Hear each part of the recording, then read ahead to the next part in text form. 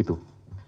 Kemudian sampaikan masalah intimidasi, ya kami murni melakukan proses penegakan hukum saja, gitu ya. Saya yakin Kedeputian Penindakan sudah melakukan ini dan ini juga menurut saya bagian daripada isi dari memori serah terima yang kami terima dari pejabat lama. Jadi sebenarnya kami juga tinggal melanjutkan saja lah, kira-kira seperti itu. Terakhir tadi Mas Janet sampaikan penjelasan sudah sangat rinci, kemudian kapan ditahan, tentu itu nanti Pak Asep yang akan menentukan. Pimpinan juga tidak punya kewenangan untuk melakukan intervensi kepada penyidik, karena penyidik adalah independen, gitu. Silahkan nanti Pak Asep kalau mau tambahkan terkait masalah kapan ditahan, tapi pastinya ya kita melakukan proses itu sesuai dengan ketentuan yang ada. Kemudian tadi Mbak En sampaikan apakah penetapan ini ada politisasi, ini sama jawabannya murni penegakan hukum, gitu.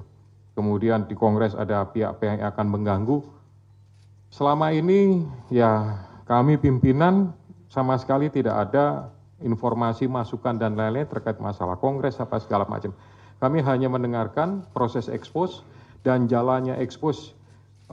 Alhamdulillah, puji syukur kepada Tuhan, dihadiri oleh semua pimpinan, lengkap, termasuk dari kedeputian yang lain, ya. Jadi posisinya, artinya kedeputian di penindakan, tapi dari direktoratnya lengkap, gitu, ya. Sehingga menurut saya keputusannya diambil secara bulat, dan itulah yang menjadi sprindik tersebut.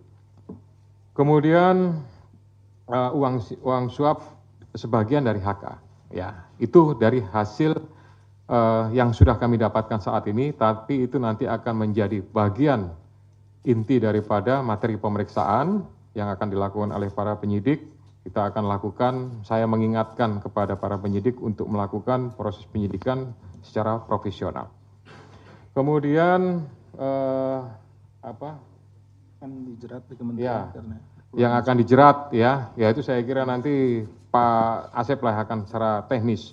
Kemudian tadi yang terakhir, ini konvensi pers ini dilakukan, biasa kan dulu-dulu, zaman saya masih di sini itu kan dilakukan pada saat bersamaan dengan penahanan. Kira-kira seperti itu ya.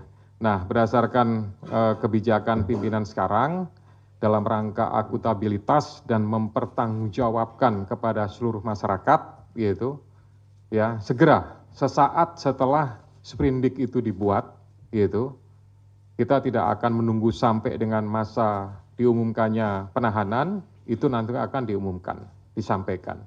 Supaya juga para pihak yang terlibat sudah tahu statusnya seperti apa, karena ini sebagai bagian daripada pertanggungjawaban penyidik, pertanggungjawaban secara institusi kelembagaan KPK untuk bisa menyampaikan kepada masyarakat tentang kegiatan yang sudah dilakukan. Kami tidak ingin ini menjadi sesuatu yang ya istilahnya ada informasi yang, mohon maaf kalau saya menyampaikan istilahnya agak liar gitu ya, ini bertanya apa segala macam, lebih baik nanti sesaat setelah, nah sesaat setelah itu kan bisa 1 hari, 2 hari atau mungkin 1 minggu, itu nanti tentu dari Kedeputian Penindakan yang akan menyarankan kepada juru bicara untuk pengaturan kapan dilaksanakannya. Tapi prinsipnya itu bagian daripada akuntabilitas KPK kepada masyarakat. Demikian ya. Ya, silakan mungkin Pak Asep menambahkan beberapa hal tadi dari 3 teman-teman yang bertanya.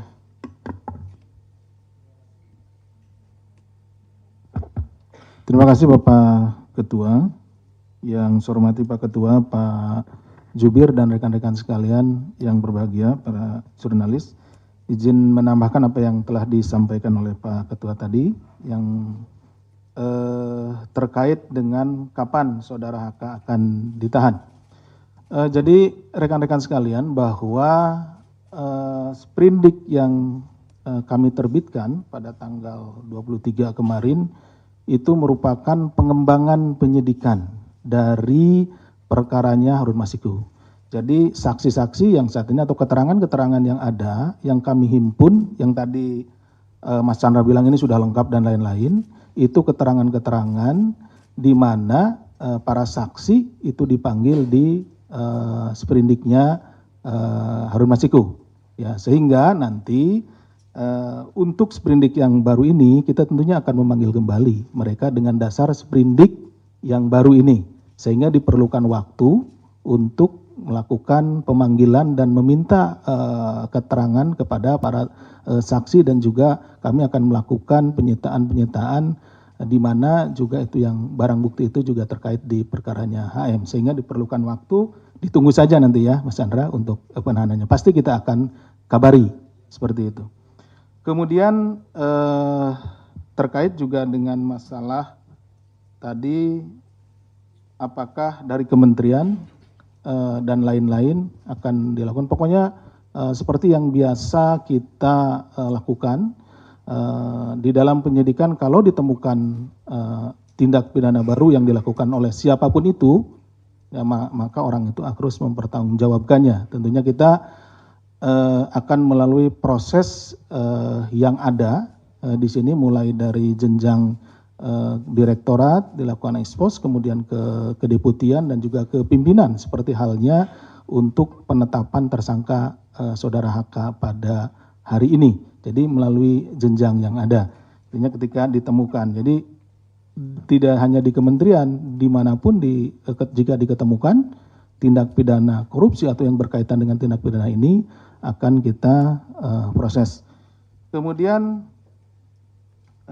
terkait dengan cekal tadi mungkin yang ini Mas Chandra, jadi seperti yang diketahui pada